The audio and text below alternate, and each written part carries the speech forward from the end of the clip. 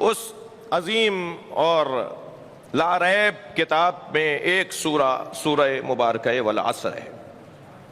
یہ قرآن کا چھوٹا سورہ ضرور ہے، مگر قرآن کی مندرجات کی تلخیص ہے، خلاصہ ہے۔ میں اگر یوں کہہ دوں کہ اگر ہم چند آیتوں میں 6000 آیات سے زیادہ آیات کا خلاصہ دیکھنا چاہیں، یعنی اگر ہم یہ چاہیں کہ 6000 سے زیادہ آیات میں اللہ نے کیا نازل کیا ہے، تو ہم چند آیتوں میں دیکھ سکتے ہیں، جسے سورہ والعصر کہا جاتا ہے۔ سورہ والعصر پورے قرآن کا خلاصہ ہے، بلکہ میں اگر یوں کہہ دوں کہ دیباچہ ہے، اگر میں کہہ دوں کہ فہرست کتاب ہے۔ اس پورے قرآن میں یہی تو چند باتیں ہیں جسے اللہ نے سورہ والعصر میں نازل کر دیا۔ سب سے پہلی بات تو یہ ہے کہ ان الانسان لفی خسر۔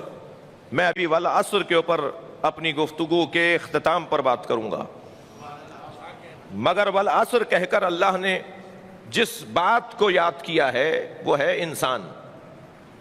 میرے محترم سننے والوں، آپ کسی بھی لائبریری میں چلے جائیے، کسی بھی کتاب خانے میں تشریف فرما ہوں، ہر کتاب کا کوئی نہ کوئی عنوان ضرور ہوتا ہے۔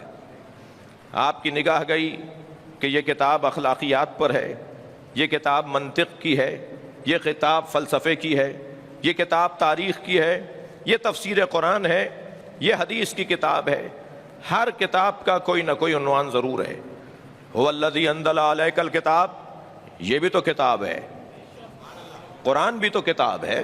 جب اللہ نے اسے کتاب کہا ہے تو اس کتاب کا عنوان کیا ہے؟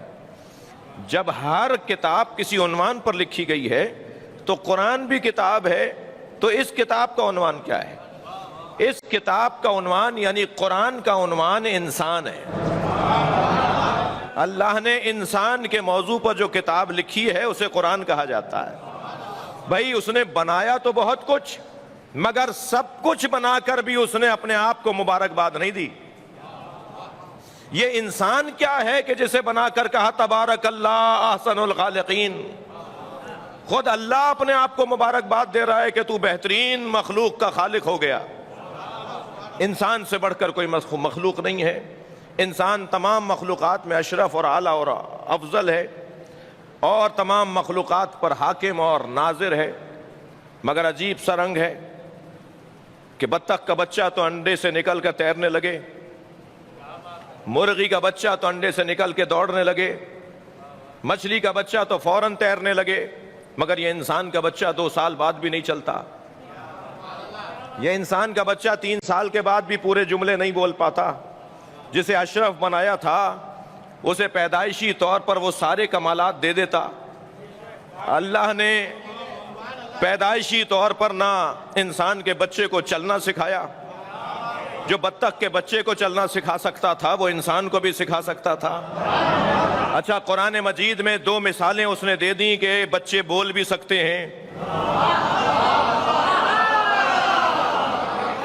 ایک حضرت عیسیٰ ہیں جو بول رہے ہیں، ایک زلیخا کی بہن کا بچہ ہے جو حضرت یوسف پہ جب الزام آیا تو گود میں لیٹا بچہ بول رہا تھا۔